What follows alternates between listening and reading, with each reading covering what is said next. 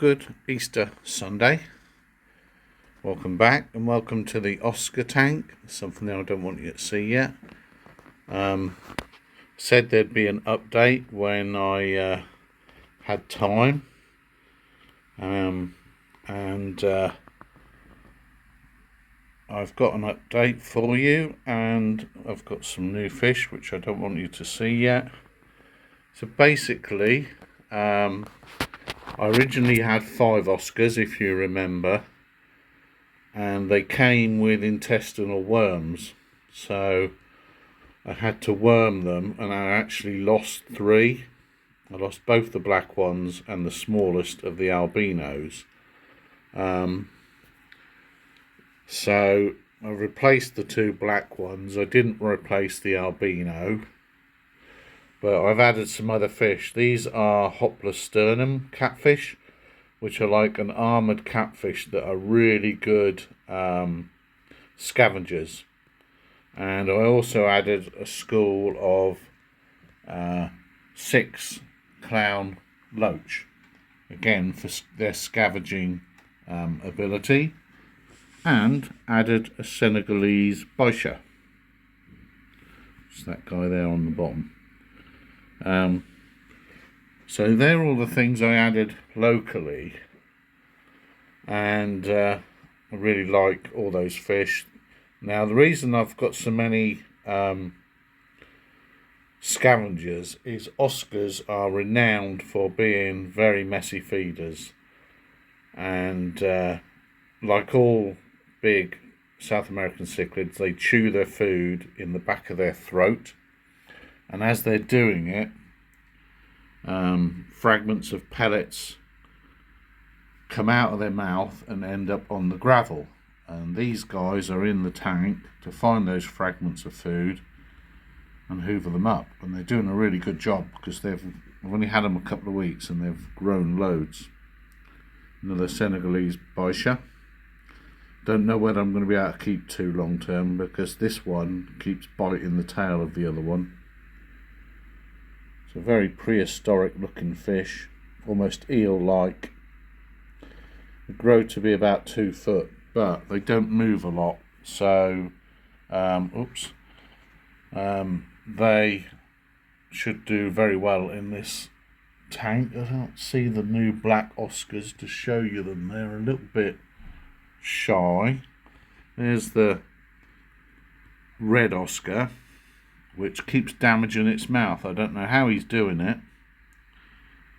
but I did have a feeding ring in the tank, and I've got a feeling he was damaging it on the feeding ring, so I've took that out, because when you put food in, they just go absolutely ballistic. Now the fish I'm trying not to show you were ordered specially for me by Emily, who runs Little Fish Aquatics at Snettisham, Norfolk. Fairly new shop, been open just over a year. She was previously a manager at a Maidenhead Aquatics, so she's got lots of experience. And I wanted for this tank a couple of true red spotted severums, not the yellow severums that are often sold as red spotted severums and have just the odd red squiggle on their face. I wanted the ones that were right red, and she sourced some from Thailand for me, so they weren't cheap because they had to be imported from Thailand, but I went and picked them up yesterday. Interesting fish, isn't he? And I'm really happy with them, so I'll show you them now. So that's the first one. Still a bit, nervous and that. They're getting used to being in the tank, but they are feeding. So this is the true red spotted severum. If you want to buy red spotted severums, they're a lot of money, and this is what you should get, not albino ones with the odd red spot on its face, which some companies will sell you as red spots. The other one's back here, and there's the 2 black Oscars.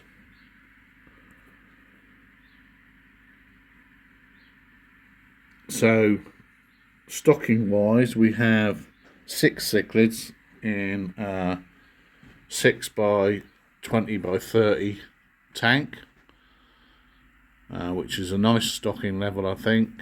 And like I say, we have the shoal of clown loach and the 4 Hoplosternum catfish to clean. Now, the reason these clown loach are out and very active is because I've got a group of them. These fish need to be in a group. They really don't do well if you just buy 1 or 2. They will hide nearly all day long. You'll hardly ever see them, and you'll think, what have I wasted my money on? But if you buy 4 or 5, well, I've got 5 because I lost one of the 6 I bought, then they'll do this. They'll be out and about and they'll be active, and you'll see loads of them. Now, they do grow big. They can get to several inches, maybe even 10, 12 inches over a long period of time, but they are a slow grower. I just need them to keep themselves big enough that the Oscars can't get them in their mouths, because Oscars are predatory and they will eat anything that fits in their mouth. So that's another consideration of tank mates for Oscars. And last but not least, there's 2 common plex in here. You don't see much of them, but they are doing a fabulous job of keeping everything clean. There's not a scrap of algae in there. And there was one, the plex went behind that flower pot. And I've not had to clean the glass since the 2 plex went in. I mean, the glass is absolutely pristine, no algae on it at all. And like I say, not had to clean it since I had the plex. Now, just a quick reminder of the filtration of this tank. It's a Sump filtration, and I've got brushes in the first section, so this is where the water comes into, and these brushes collect all the large debris. If you look at them ones at the back, you can see all sort of large debris on them. Then there's the heater there, and obviously that's keeping the tank at a nice temperature. I'm running the tank at 22 degrees at the minute. I was running it at 24, but that was costing me a fortune, and by just turning it down 2 degrees, I've saved nearly £3 a day on electric, and that is, over a month, you're talking about £60 and more. So that was worth doing. But in the summer, when it gets hot outside, this tank will naturally warm up, and the heater will probably hardly ever be on. Then you've got all these sponges, just to get all the debris that the brushes have missed. And the sponges are followed by a white fleece, and that's sort of like a final polish on the water. And then you got absolutely loads of biological media. I mean, it's filled bottom to top, and there is in there Alpha Grog, Biohome, Marine Pure, and another type of sort of Marine Pure type ball, very porous ceramic media. I'm not exactly sure who makes that, and I've just noticed that the bloody sensor there is popped off the back glass. That's the sensor for my automatic top up, so that's a job I'm now going to have to do.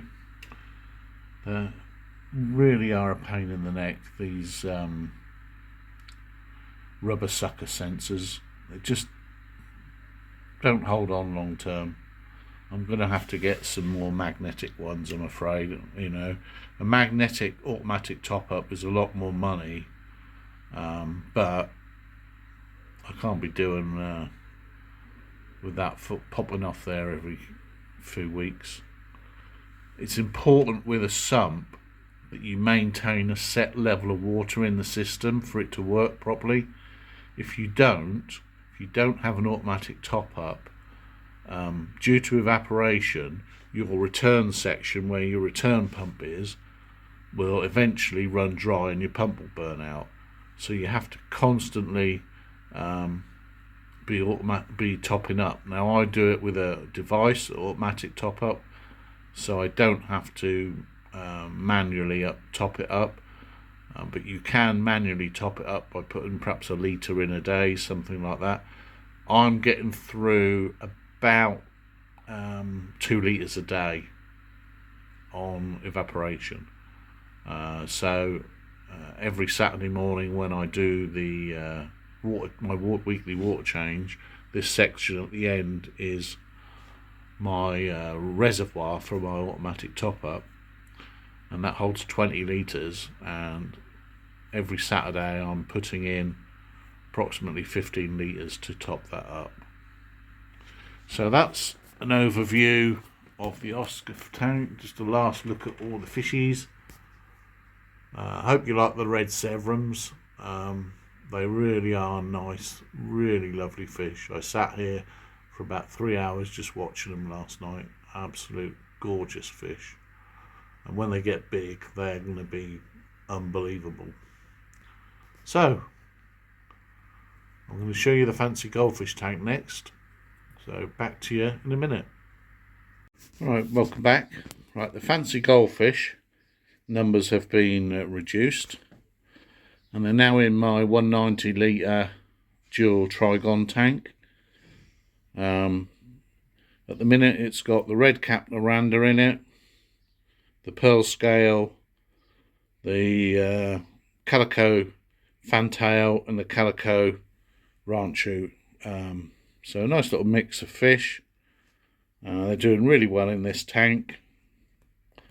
They get an 80% water change every week because goldfish are extremely messy, so they need big water changes, and that helps keep the tank nice and clean. Now it's got sand in it from back when it was a marine tank, and I think, to be honest, these fish do best with sand. There's no risk of them picking up a bit of gravel and swallowing it, which, you know, has been known to happen. Dual tanks have their own built-in filtration, which is this back corner here. I've took out all the dual sponges and put in ceramic media. So it's mostly ceramic media in there, and at the top there's just a little bit of sponge and some floss to make the water really crystal clear. It's run by a 600 litre per hour pump. Now there is a heater in the filter compartment, but it's not turned on. I let my fancy goldfish be at room temperature or ambient temperature, currently at 14 degrees. Very happy, they're feeding well and doing really well. Now the two black fancy goldfish were in here, but I just felt it was overstocked, so I've put them in the outside tank at the minute. And then in the pond I've got the four baby ranchu that I'm growing up. Now come autumn, baby ranchu are going to come out the pond and go in here, and these guys are going to go in the outside tank. So that's the plan, or I may even move these guys on and just keep the ranchu. Don't know yet, but I do like the variety that I've got in here and the mix of colours. But I do like ranchu as well, so it's a difficult decision. You know, in an ideal world I'd have a third tank, but I don't think the wife would wear that. So that's an update on all my tanks and all my fish. And I'll catch you in the next one, which will no doubt be about the pond, although I am going fishing next weekend, so I might do a fishing video. We'll see. Anyway, enjoy the rest of your Easters, and I'll catch you in the next one.